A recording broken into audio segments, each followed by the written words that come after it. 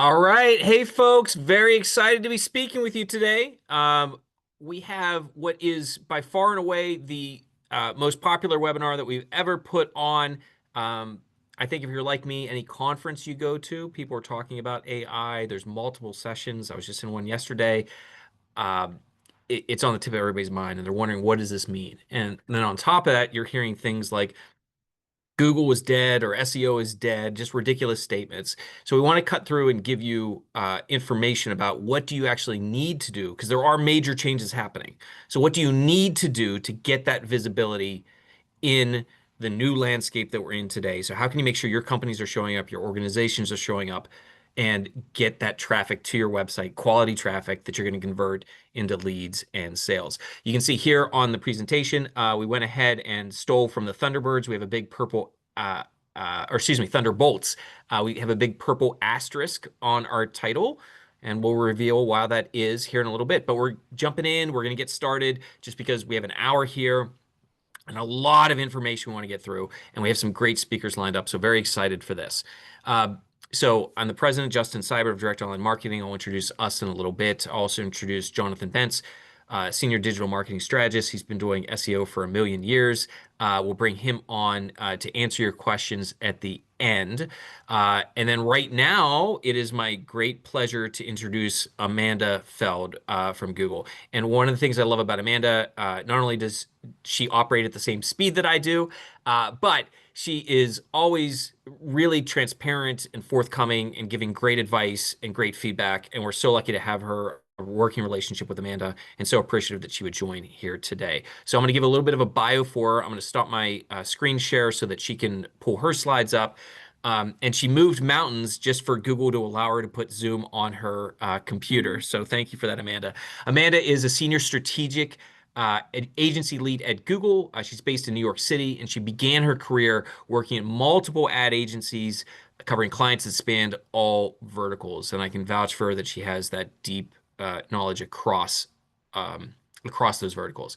Despite having a digital marketing focus from the start of her career, Amanda has worked across all types of marketing and understands how different channels work together to accomplish a client's purpose. After her time working at ad agencies, she moved to Google. And she first started working with Waze on their ads business before moving over to the Google side of things, where she has worked for the last 6+ years, which is a very long time in Google years, but you will see that come across very clearly from her. She's an expert in all things marketing and is excited to be here today with us, Dom, one of Google's premier partners, and excited to connect with all of you. So, Amanda, I will turn it over to you. Perfect. Hi, everybody. Thanks for having me, Justin. Looking forward to speaking with everybody today. So as you can see, we are here to talk about AI. It's everyone's favorite buzzword, but there is actually substance behind the buzzword. So hopefully I will help demystify some of that today. As Justin mentioned, Zoom is not usually what I use. I'm usually at Google Meets, but hopefully you can see my slides.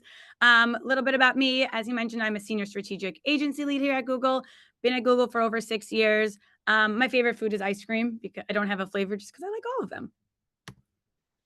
Okay, so now the real reason you're here today, as much as I'm sure we all love ice cream, is to talk about AI. So we're going to begin with a discussion on why you should care about AI, and then we'll discuss some specific winning strategies when it comes to incorporating AI into your ads across Google properties. So let's dive right in. Why should you care?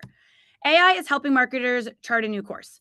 Today's consumers are seamlessly and simultaneously moving across 4 key behaviors. I know that I, for one, am constantly multitasking. I'm watching my show on my YouTube TV, scrolling through the shorts during the commercials. If I see something that an influencer posts or in one of my ads, I'm searching for it, I'm shopping for it. And this pace of change is only accelerating. So leveraging AI effectively is the way that you guys can keep up with this pace of change.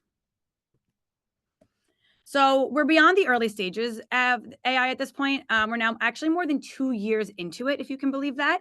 And marketing leaders are seeking AI solutions. So they want to leverage AI to drive their business and marketing strategies. They want to achieve better results. And the early AI adopters are already seeing those returns. So those who invested early in AI do have that competitive differentiator and are now reaping the benefits. You'll see my nice little slide build. An average of 60% higher revenue growth is for those leading AI adopters who are beyond the early stages of AI maturity. So it's not too late, but this just shows that like the people who have kind of leapt into AI to start are already seeing the benefits. They are, the leaders in the space, and we want to make sure that you guys are not falling behind. And for, everyone who joined this webinar, you clearly are already invested in AI, so you're off to a great start. So AI in general allows you to spend less time on maintenance and more time where it matters. So things like optimizations, business strategy, those things that you might not have time for, but you wish you had time for, AI has been helping marketers have more time for these things. You can also be more efficient with that time and efficient with your marketing. So things like targeting, creative, we'll get to all of this, but it basically is taking the time you have and giving that piece of the pie to where you want to be spending more time, which is not always where you traditionally have been spending more time. And a majority of marketing leaders, 62%, are prioritizing that AI adoption. They're embedding AI into their marketing tools and processes. So AI is something that we'll be discussing today, specific to Google and certain strategies, but it is something that you can use across your organization, across your marketing specifically. It is not pigeonholed. It's more of a way of life, to say it a little bit broadly.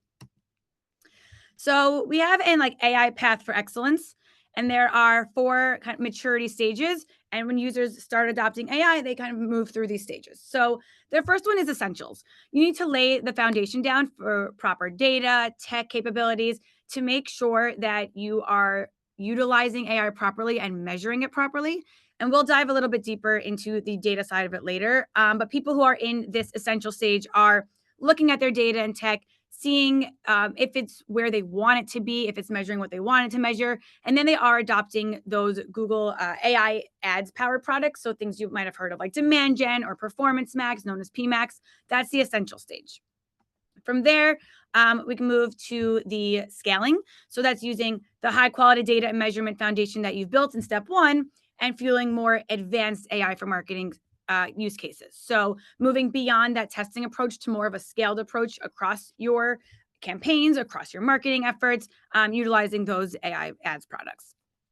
Then we have leading. So implementing those advanced AI solutions capable of delivering significant competitive advantages. You're moving towards media performance in general, driving efficiencies, generative and predictive AI. So it's going beyond those aforementioned products of, PMax, Demand Gen. You've already tested those, you've already scaled those, and now you're seeing what else with AI can we do and how does that help us? And then finally, transformation.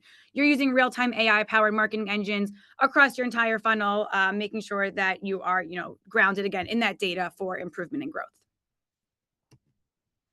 More than half of global marketers have actually passed that essential stage already. Because as you mentioned, we are already 2 years into the AI revolution, as they call it. So they're past the essential stage, they're growing, they're expanding.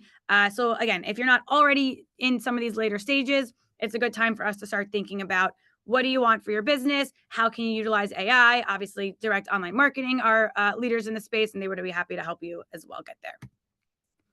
So advanced marketers, what does that mean? What are they doing with AI in the space? Well, you can see a poll here. The way that they plan to expand some of the use cases in top 12 months, things like Gen AI, video creative development, creative customizations, AI chatbots. Those are some of the ways outside of the Google ad products that advanced marketers are already either using or planning on using shortly the AI. Again, it's not just what product do I use, but it's why do we use this product? What do we have behind it? Things like, again, the data, video development. We'll go into all the different ways that we can utilize AI, but it's really a mindset more than a product. So we discussed kind of that path to AI excellence. There are 4 key marketing buckets that we can put everything into. Like I said, AI is a way of life, we'll call it. It's not just a product. So it does group into different areas. So the first one is measurement and insights. This is your ability to measure, optimize the impact of marketing against your business outcomes. So you want to make sure you understand, what are you looking for your business? What are you looking for from your marketing? And then do you have that strong data foundation and the key customer insights to help you get there? The next bucket are creative and content.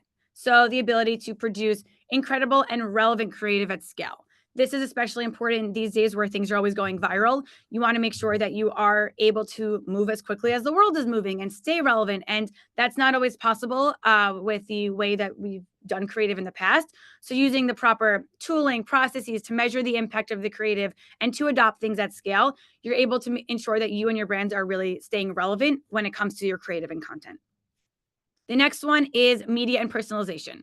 So, can you plan, optimize, and enhance the performance of media and relevance in accordance to the customer and market shifts? So, as we said, things are always moving, things are always changing, both as a market, but also for individuals. So, how targeted are you getting with your media? How are you using AI to do so? And are you then seeing those results in your business? And finally, this is actually a newer bucket, but it's AI across your organization with your people and process. So, not even specific to a marketing outcome, but are you leveraging AI to future proof your marketing team, give them the skills they need to succeed, set things up on the back end? How are you utilizing AI across your organization and not just when it comes to your targeted advertising efforts? So, in order to understand how to utilize AI, you have to ensure that you take a step back and understand your business and marketing challenges because this will not be a one size fit all. Google AI can help, but you have to understand where and how you want it to help. So, this goes a little bit deeper into some of those buckets that we discussed earlier. The green one, for example, is the measurement and insights. So there are questions like, how do we quickly generate actionable insights from large data sets? Are you staying ahead of the competition with things like real-time trends and prove the impact of marketing to your business? When it comes to media and personalization, how do you power your decision making in real time? Are you using things like our real-time bidding? There's predictive engagement, AI generated values to increase profit. Are you redirecting bids and budgets based on real-time customer demand? Things can go up and down in a second. It could be based on news cycle, virality. You never know. And using AI bids and budgets based on that real time demand signal ensures that you don't miss out on the relevance while you're, waiting to run to your keyboard to fix those things manually. You also want to stop wasting dollars on the less valuable customers or the less valuable products. So, do you have an idea of what the customer value is, and are you able to predict that rather than just wait until it's realized? Um, that. So we want to make sure that you're in the game, you're predicting that customer value just like they are, so that you can beat them out to getting your customer.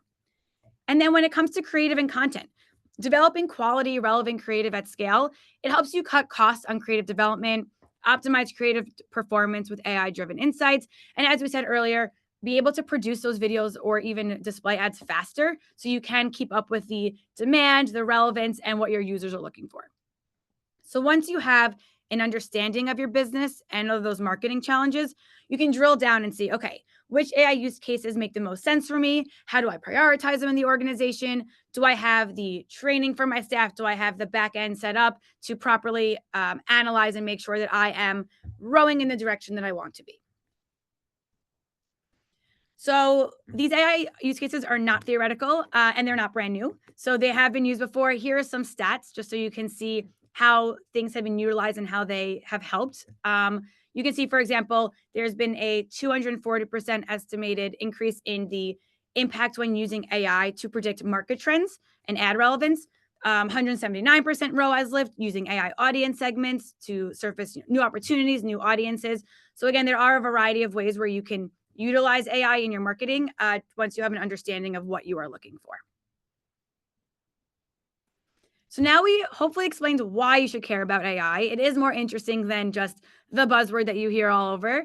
And now we'll look into a little bit more about the use cases and how to actually use AI in your marketing strategies. So the first thing, kind of gave away the spoiler alert, is data foundations. The key to ensuring your success is to make sure that you have those data foundations in place. And investing in that strong foundation is that first path in the AI path to excellence. And make sure that everything you do later is measured properly so you can get a great understanding of what's working and what's not.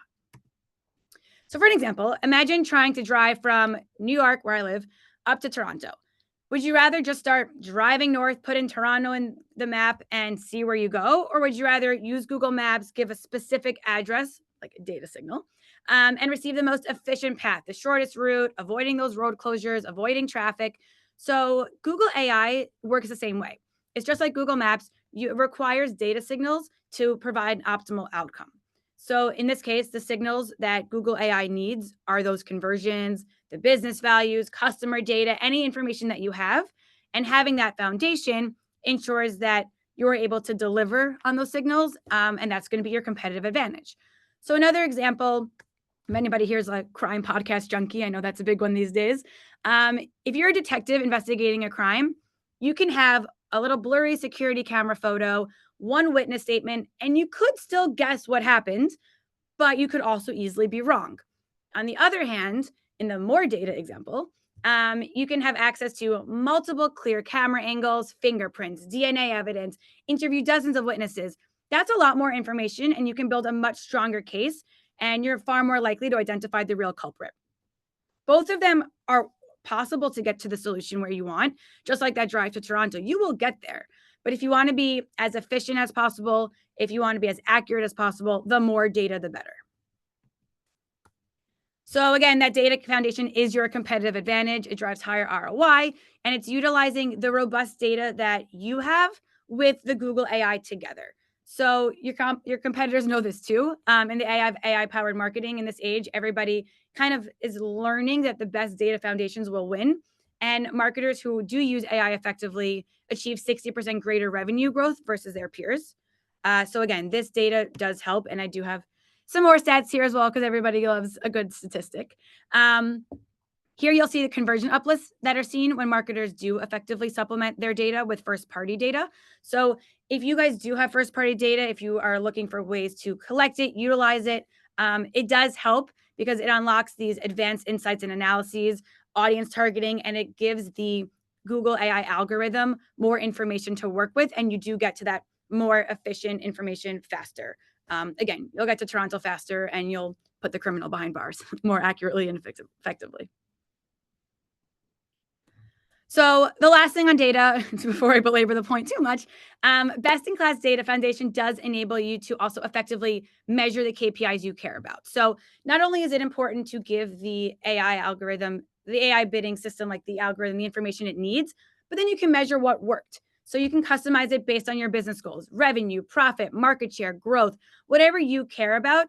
You can utilize the data to ensure that what you are setting out to do is being accomplished. There are things like data-driven attribution to understand the Google Media touch points that are driving the most value for your business and your customers.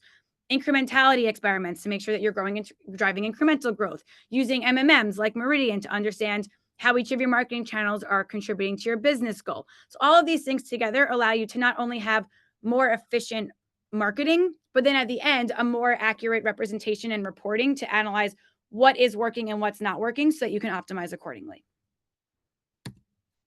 Okay, so now that we discussed the importance of a good data foundation, I want to quickly discuss some practical ways you can use AI across search and YouTube. So going back to this original slide, you'll see the 4 key behaviors, and I'm going to go a little bit deeper into all of those. So there's only Google and YouTube get in front of the customers on all 4. So there's streaming, #1 TV and streaming, scrolling. I'll run through these quickly so we have time for all the interesting information, but YouTube Select Shorts ads are viewed 90% longer and are better liked than TikTok. Search, Gen Z is very heavy users of search. And then on shopping, 80% of Gen Z turns to Google for discovering, researching, and purchasing. So Google's AI advantage is your business advantage, and it helps you reach your customers where you are. So you'll see here there are things on paid search, such as PMAX, and on video, you'll see video reach campaigns. There are different ways that you can utilize the Google AI algorithm and the way that they are already embedded into your advertising systems to make sure that you are reaching your customers. So starting with streaming, again, YouTube is the leader in streaming. Every day around the world, people are watching more than 1 billion hours of YouTube content on their TVs. Netflix has reported 500 million hours. So that means that people watch YouTube twice as much as Netflix every day, and that's on their TV screens alone. So YouTube is definitely where people are looking now for streaming. And then from a scrolling perspective, YouTube Shorts ads are viewed 90% longer and are better liked and found more personally relevant than ads on TikTok. So Shorts is growing fast. We do have ads that are able to be placed there. And again, having that creative that's done quickly, using all these audience insights, you're able to reach the right person in the right way where they are. For Google search, search is, of course, synonymous with Google. And there are more than 2 billion people searching every day. Gen Z is actually the group that searches the most. And an interesting stat is that every day, 15% of Google searches that we see are completely new. So what that means, this has been true for a decade. It's not just with the AI changes, but that means that there are a lot of questions that are still remaining unasked. And as you might notice with things like Gemini, Google's AI bot, there are more longer ways and different ways people are asking these questions. So we want to make sure that we are using things like broad match instead of exact match for our keywords, so that we are showing up in the new and unique ways that people are asking questions. For shopping, Google and YouTube are both, of course, used for shopping. 80% of Gen Z turns to Google for discovering, browsing, getting ideas, researching, and purchasing. So I'll run through, here are some stats. You will get all of these slides at the end, just showing the different ways that you can utilize these Google products in order to help with AI. And of course, these are some external stats too, because it's not just Google measuring Google. So I know that we are close to time, so I will quickly just touch about what is maybe a little bit newer in AI for marketing. So you might have seen that there have been some announcements that things like GML, Google search is evolving. It's driven by our understanding of human curiosity and how power of AI is changing the way that people are searching. So in order to make search more effortless, we are putting in, AI is giving it basically its superpowers. 75% of shopping queries are broad, which shows that consumers are just actively discovering products, they're exploring possibilities. They don't necessarily always know what they want. So you want to make sure that you're showing up where the consumer is. So the future of search is here. Here are going to be some examples of the new opportunities for you. So the first one, of course, AI overviews. It's one of the biggest improvements that's been made to search in the last 20 years. You can see here that it is combining what people like about the LLM experience with that high quality results from the web. So the recent rollout's been to over 100 countries. So many of you have probably seen this. And there have been more than 1 billion global users every month. Why do you care? Well, there are now ads that are going to be directly put in with AI overviews. So in this example, you can see somebody's looking at how to get grass stains out of their clothes. And then right under that is a suggestion for stain remover with ads then for different stain removers you can buy. So right away, somebody's looking for information. You can show up in the results. You can show up with your product, and you have an instant customer who now has clean clothes. The next thing is search with Google Lens. So I don't know how many of you guys have done this, but instead of using words, if you see something and you want it, but you don't really know how to explain it, like pink bag, it looks cool, kind of medium size, average, it's hard to explain. So you can use Google Lens now for these searches. There have been over 20 billion visual searches every month. And you can even circle to search, which is a cool feature within Lens that can circle exactly what you want to highlight to make sure that we are searching for the right thing. This, of course, has high engagement, especially with those young users. And there is a voice and video component as well. So if you see, a bunch of fish together and you want to know, why are they all swimming together? How does that work? You can do it with voice, video, or image. And then there are starting to roll out an AI organized results page. So for certain verticals like recipes, for example, it's starting with, there's a full page experience with relevant results organized for your specific search, where you can easily explore the content and the perspectives across, web articles, things like that.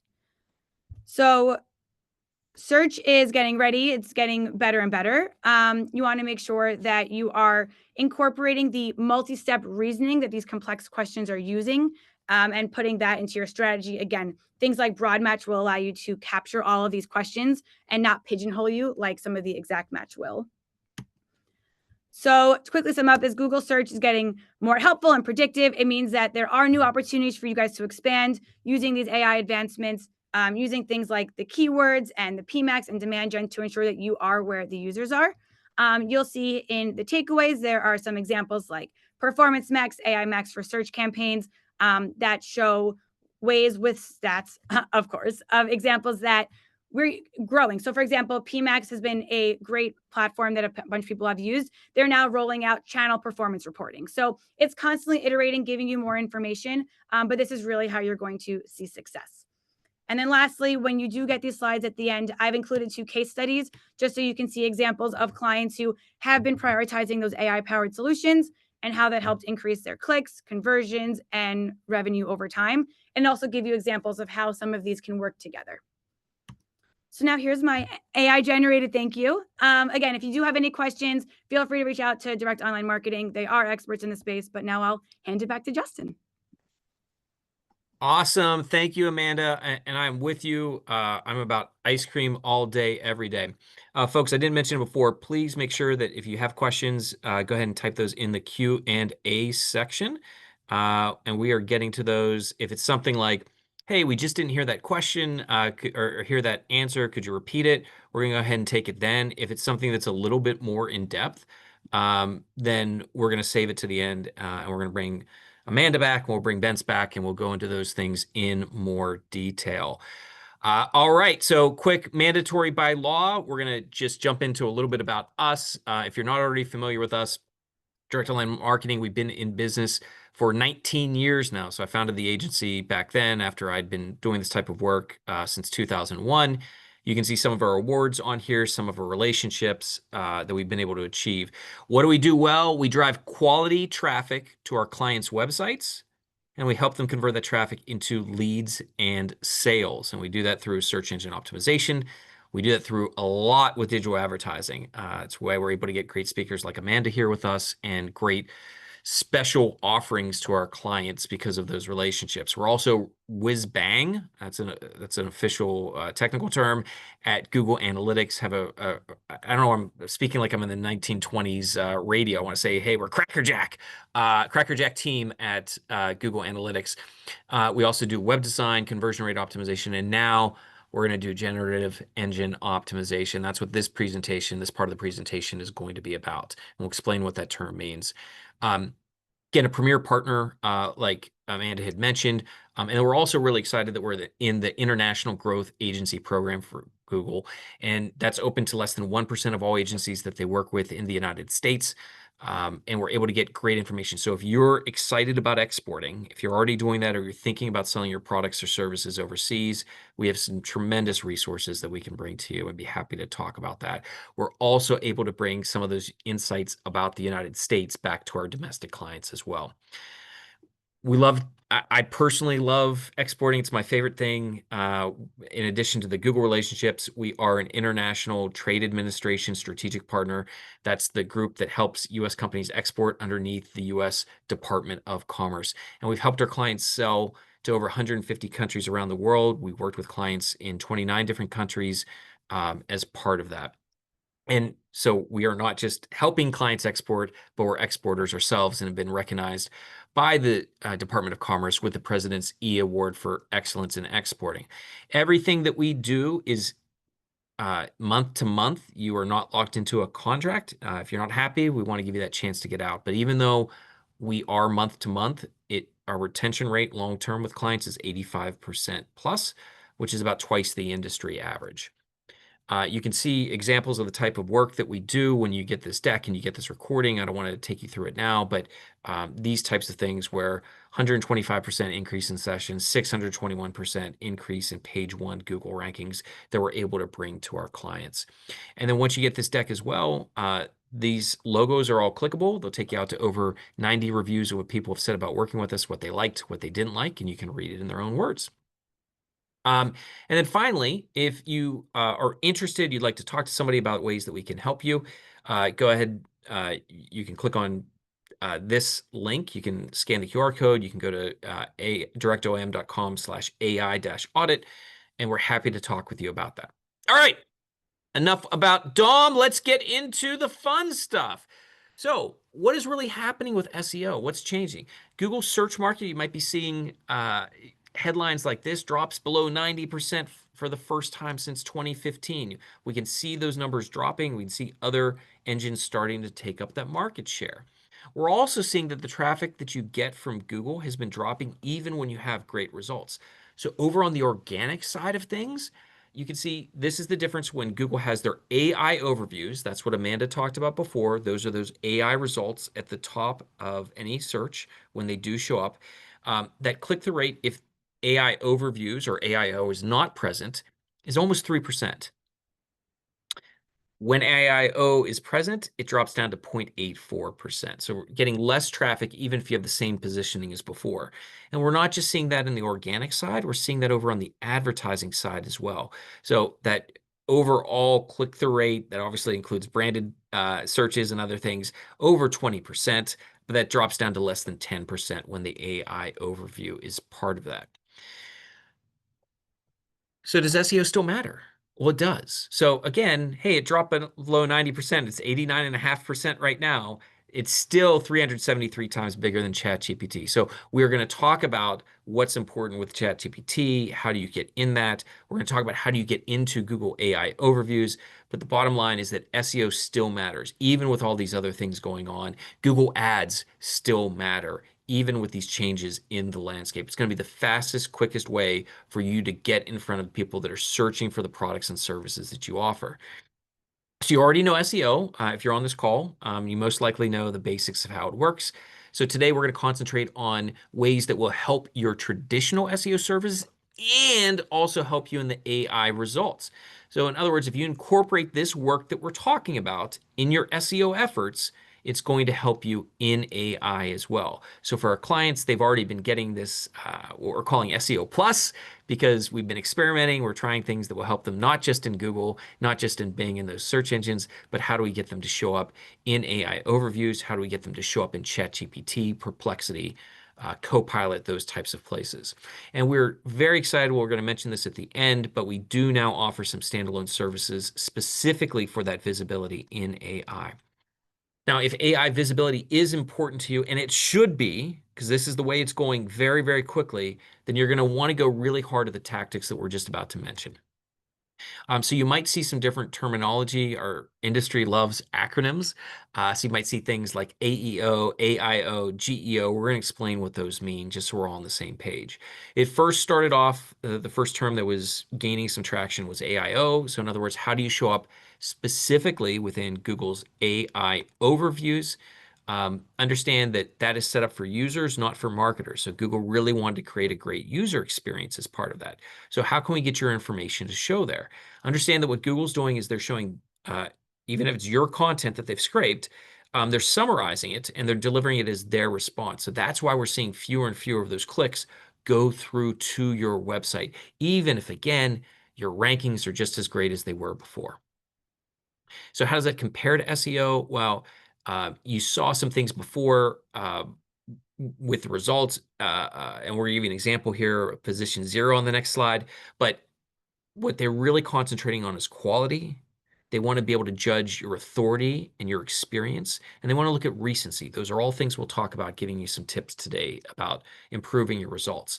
So like I mentioned before, previous results, position 0, you would show up there. And that was great because it would be take up a lot of real estate at the top. And if you could get in that position 0, then it really brought you a lot of visibility and people could click through to your website. And now what that's changed, one of my favorite screenshots of all time of buff Abe Lincoln, it's giving that information to you now. Might be over on the right-hand side. It may include a link to your website. It may not. A lot of times we're seeing that it's not including those links. So there's no guarantee on whether it's going to have your information or not, or if it does have your information, whether it's even going to list you in a way that people can click through to your site. So then the next thing that people were talking about, and really this in many ways preceded AIO even, was answer engine optimization. So how can you make sure that you're showing up in Alexa or in Siri or in Google Assistant? It is made for the users as well. It's not super helpful for brand marketers as part of that. Understand that this is very much a mobile first thing. So I used to make fun of my dad, but now I see a lot of people doing it, but that's where it's yelling into his phone, asking information because he's not going to type it out. That's what this is about. How do you show up in these things? And again, what we're going to talk about today will help you in those results as well. And now we're talking about GEO. So GEO, or generative engine optimization, is how are you making sure that you're showing up in those places like ChatGPT, Claude, Copilot, Gemini, and then even in aggregated engines like Perplexity, which is the first place to bring search as a feature into these different AI results. This is a brand new frontier, both for users and marketers. When we think ChatGPT, understand, and this is the way most of the models work, they're not going to show your content first. They're going to summarize information, trying to give the person a best answer. And they, again, may or may not credit you as part of that. So we found some things that worked, some things that are getting our clients and getting ourselves to show up in those results. And we'll talk about all of those efforts. First, you also have to think about, have you been impacted yet? And the answer is most likely you have, especially if you're in the United States. I was over in a trade mission in Istanbul last year when Google decided to roll out AI overviews in the United States. So that was a pleasant surprise to deal with that from overseas. So it started off in the US. It's been rolled out much, much further than that, many countries now, as Amanda had mentioned before. And we're even seeing that 30 to 50% of searches are having AI overviews as a result. And depending on what the particular search is that the person's asking for, in 75% of cases, it's showing those AI overviews. So don't panic about this, but understand that you have to adjust your strategy for doing this. So adapting your SEO efforts is going to be essential as part of it. Most of the things we're talking about will still work. It's a question of the degree to which they work, and other things that maybe were not as impactful on the SEO side, but are much, much more impactful. So what we're seeing is most of the results don't butt heads. They will help each other out, but we'll talk about those things that will have a proportionally larger impact on your AIO and GEO efforts. We're going to summarize. This is the one slide. Again, you're going to get this deck, but if you want to take a screenshot, this might be a good one to do it with. So what are the things that we've found that we're adjusting and getting good results with? Number one, we want to make sure we're structuring content so that you're more likely to get citations in those AI produced results. You also have to strengthen your brand authority. So make them believe that you're an authoritative voice in your space.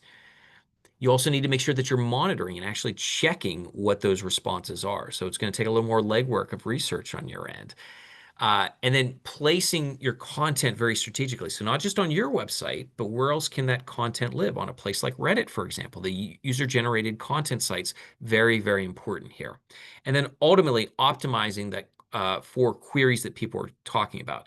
We'll talk about this in more detail, but it's not going to be those short keywords. People are typing in very, very long answers when they're looking to get results. So again, everything still applies. We just do it a little bit differently. So the big reveal, before we talked about why do we have that Thunderbolts style asterisk, it's because this is not just about SEO. It's not about PPC or just about PPC. It's about GEO as well. So what are those keywords that actually matter and make them click-worthy?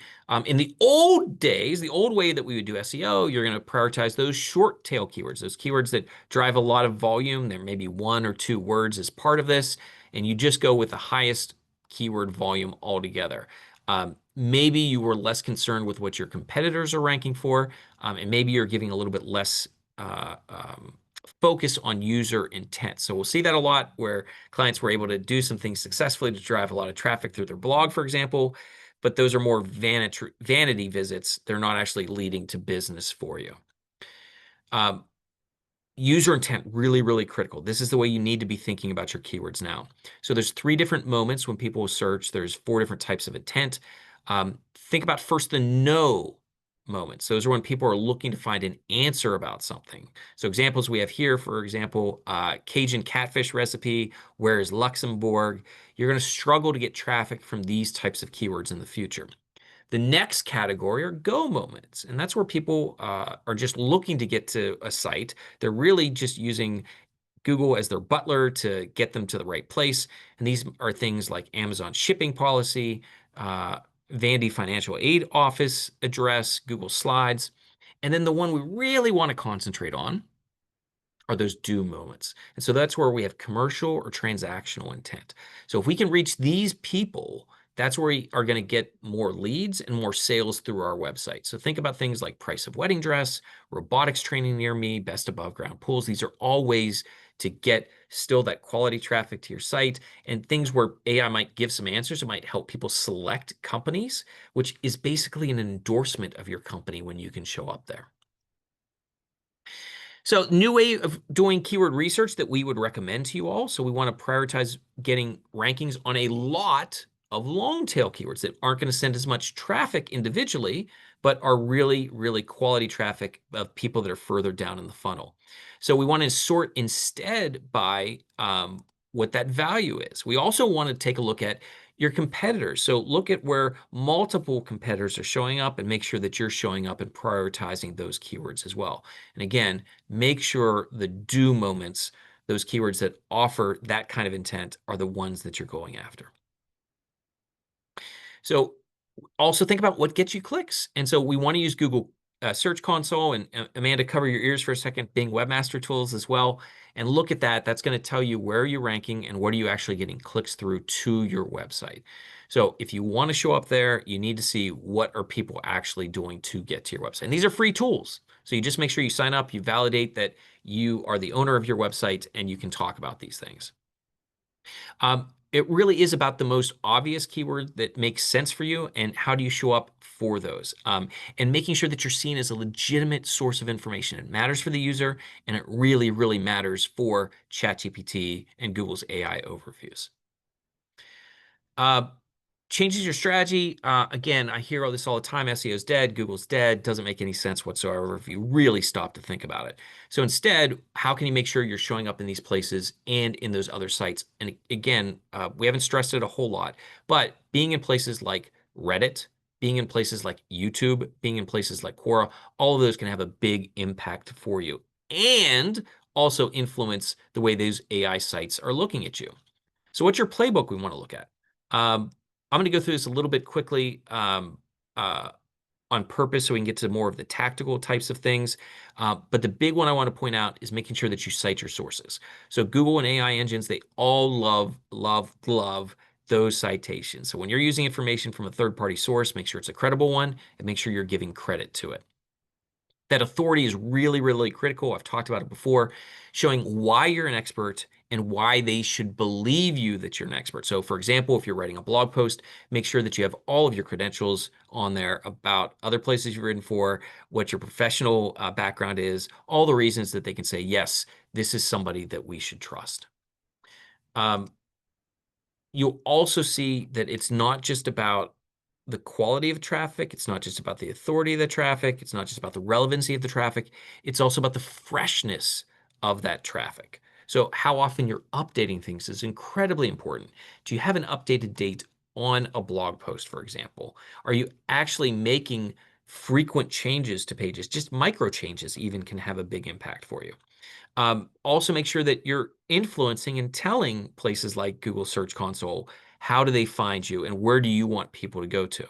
And the reason that those UGC sites, that user-generated content sites, are ranking so well for a variety of reasons, but a big one is how often they update information and how fresh those pages are. So we think about how do we want to future-proof our strategy. We're going to look at authority. We're looking at experience. We're looking at relevance. So a lot of the elements that have always been really important for SEO, they've had even bigger impact in the last couple years with EEAT, if you're familiar with that acronym, all really, really important for your website. Things that are not just content on your website, backlinking, way, way important. And we would hear for many years, not just SEO was dead, but backlinking was dead specifically for SEO and didn't matter. Well, those AI systems are using that as a way of judging your credibility. So getting those links from those sources, the more credible, the more trafficked, the better, the more relevant they are to your website and the things you do, the better they are for you. So we cannot stress enough how important this is. So for example, with our GEO packages, we always have this baked in, really strong link building efforts. We also have baked in doing work with press releases and with press. So PR has a huge direct impact on GEO.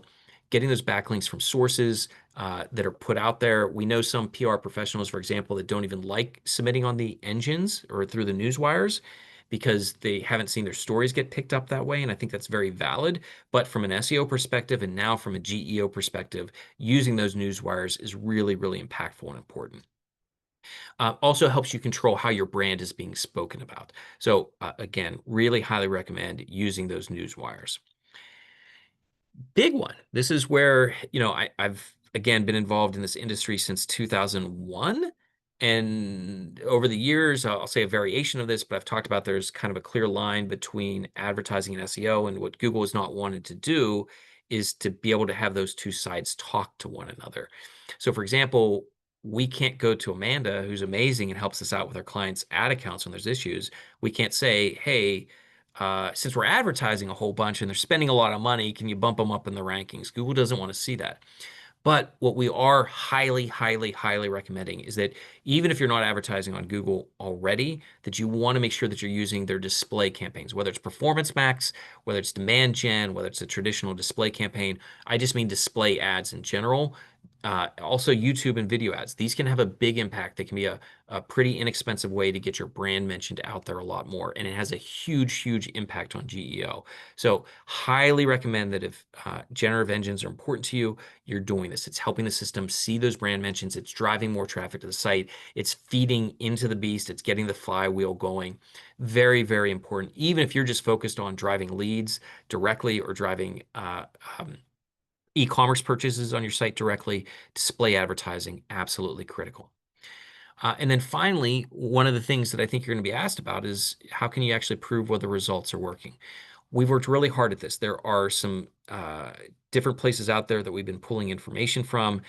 Most of the source sites are trying to figure this out still of what's actually accurate information. We feel really good about the data that we're able to provide our clients now with this. We just gave you 2 snippets here. There are pages and pages and pages of really impressive information showing not just where you're showing up, but showing where your competitors are showing up. So if you love seeing how you're doing against your competitors, we have some really great data that we're able to bring you in our reports. And that's important, not just so you feel good about your investment, but also making sure, then we put this in purple here, that you're able to show the C-suite that you're on top of these changes. So get that credibility, get that validity. They're already asking you about it, or if they haven't yet, they're going to be asking you about it soon. How can you make sure that you're proving to them that you're on top of it? I got it, boss. We have this information. So wherever you are, whether that's the board, whether that's a manager, whether that's the director, whether it's the VP or the CMO, these are all things that you're going to want to show them that you're on top of.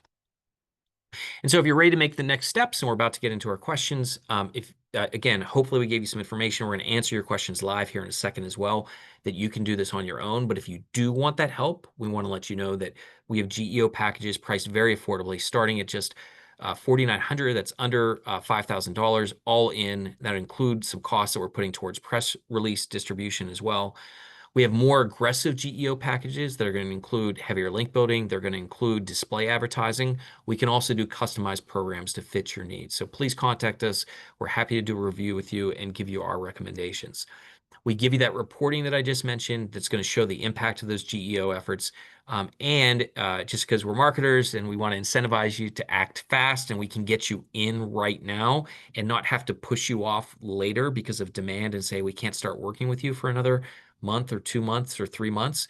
We are going to give all of our clients that sign up for this as a new service a $1,500 discount that'll be broken out over the course of a quarter if you sign up by July 10th. So a little over 3 weeks from now, if we put pen to paper on this, we're happy to give that money back to you.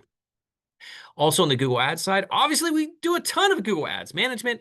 And so we can do that for standalone efforts to drive results, but we can also do that as part of this GEO support. So we can do that with both display and search and all of those campaign names that Amanda had mentioned previously.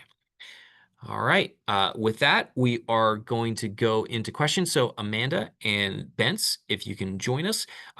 Also introduce Bence really quickly because I didn't talk about him. His name is Jonathan Bence, but everybody calls him by his last name. He has been doing SEO and digital marketing for 19 years now. So as long as we've been in business, he really, really knows his stuff. Incredible strategist. Started very heavily on the SEO side, although he has a varied background. And he's able to provide a lot of solutions. So very excited we can bring Bence onto this call as well. So folks, I'll start it off. Many of you in the audience, you had submitted questions to us ahead of time. Thank you for that. I'll start reading some of those questions. And then I'll catch up now that I'm not talking and look at what else is there in the Q&A side of things. So I will start with this one. Are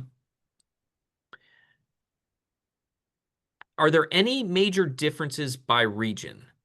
How should global companies approach AI search to ensure they show in all their target markets consistently? Awesome question to start this with, Justin. So let's talk specifically about the engines themselves.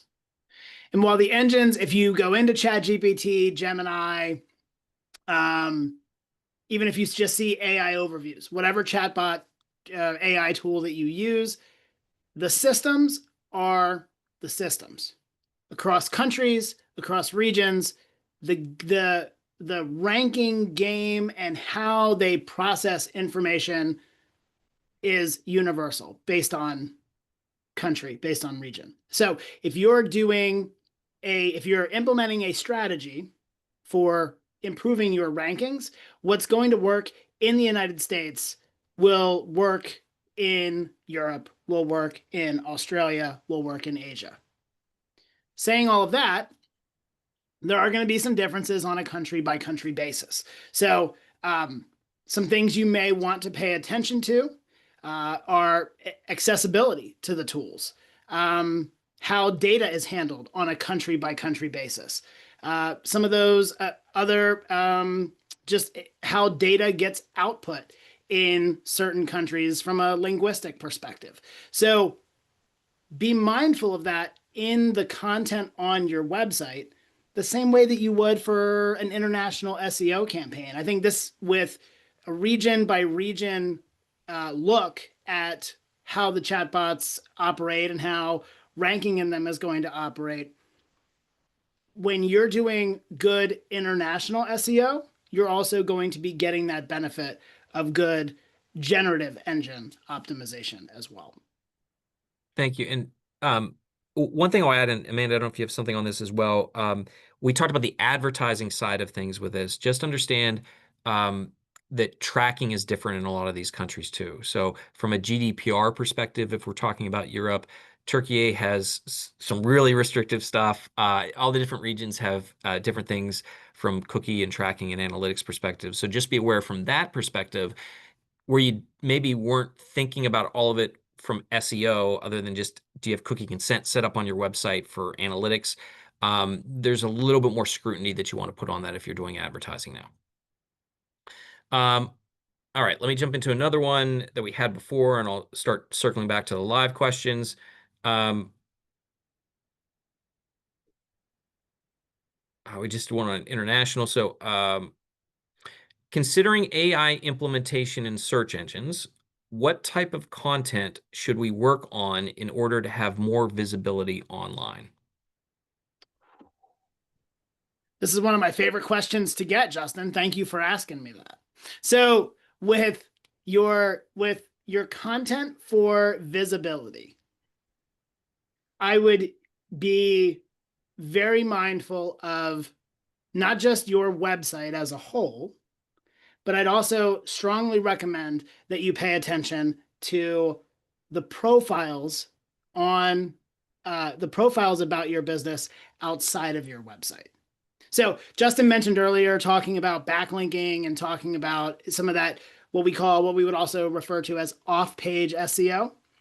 And when you're looking at how the AI engines process and come up with trustworthy sources for how they're going to present information, not only are they looking at your website and processing some of that information and the content within your website, but they're also going to be looking at mainstay directories. So in the B2B services space, you're thinking about Clutch. In the software industry, you're thinking about G2.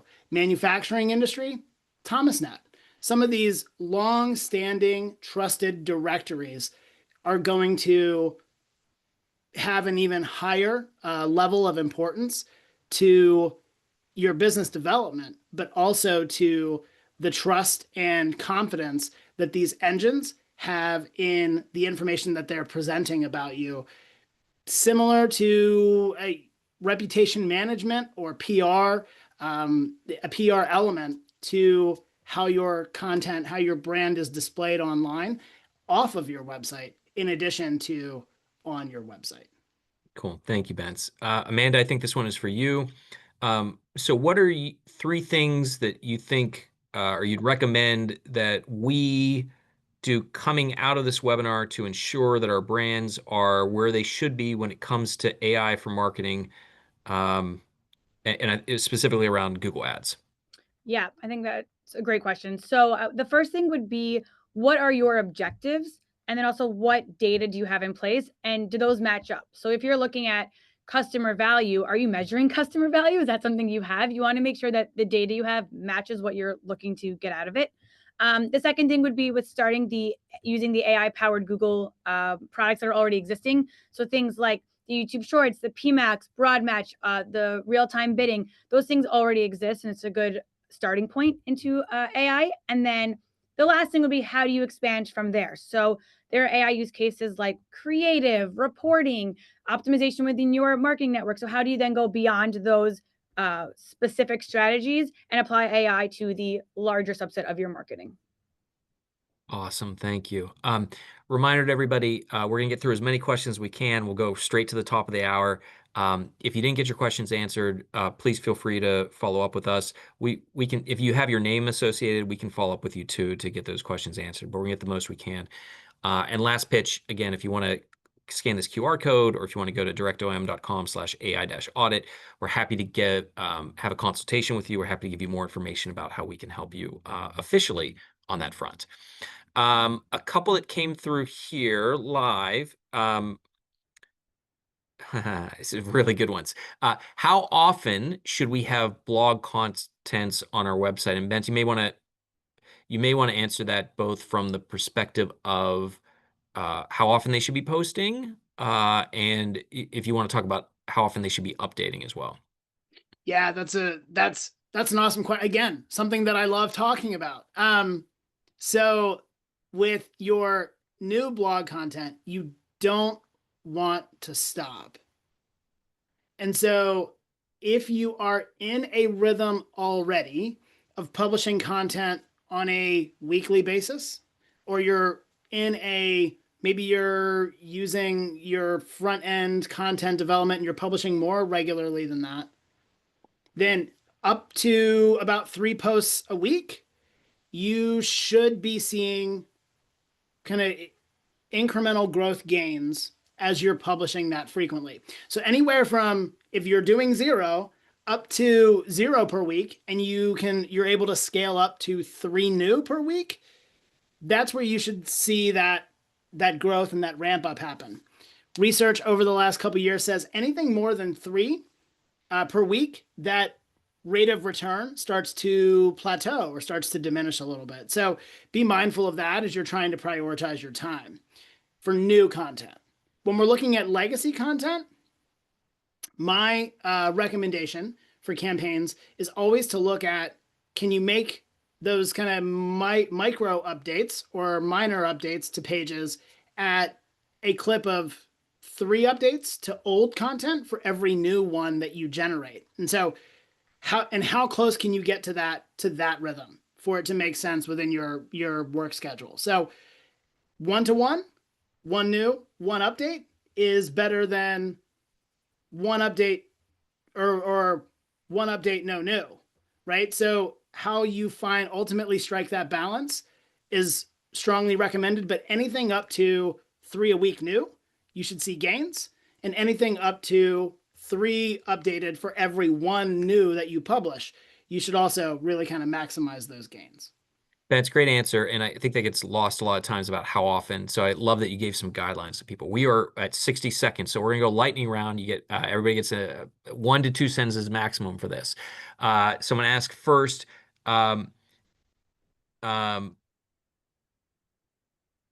sorry, I lost it. I'm gonna go to this one that I have open still. How imperative is it that we take all of our press releases and white pages into a blog on our website?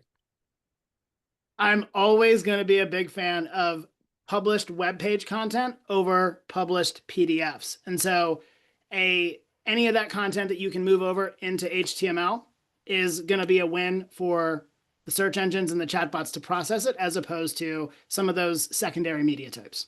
Awesome. Does social media post influence GEO? Depends on it depends. Can I throw that out as an answer? Yeah, we're not lawyers here, but we can give the lawyer the answer. With the user generated content engines, they definitely matter for GEO. Direct relational impact to be determined, but just know that those engines are using the user generated content platforms with a lot more frequency than traditional search.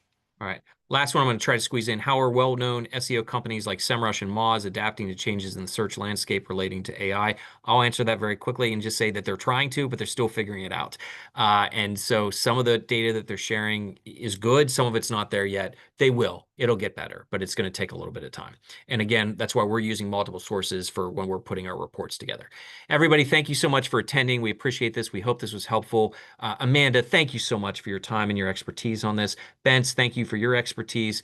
Again, we're here to help. So we hope this was of value to you if you want to do the DIY route. And if you're not doing the DIY route and you'd like somebody to help you out, please contact us. We'd be happy to talk with you. Thanks, everybody. Have an amazing day and good luck with your marketing.